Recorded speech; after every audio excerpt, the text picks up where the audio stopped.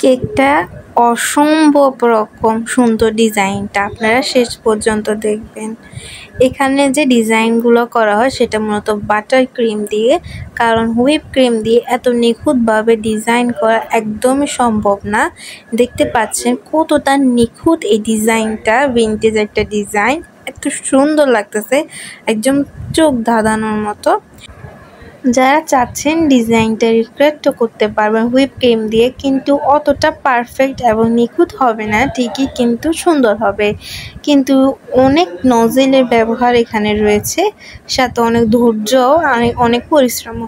এখানে আবার ছোট ছোট চেরি ফুলগুলো আমার খুবই ভালো লাগে। ছোট ছোট চেরি ফুল বেশিরভাগ 101, 102, 103 নাম্বার রোজ নজেল দিয়ে করা হয়। ছোট চাইলে 101 থেকে একটু বড় চাই 104, 105 দিয়েও করা যায়।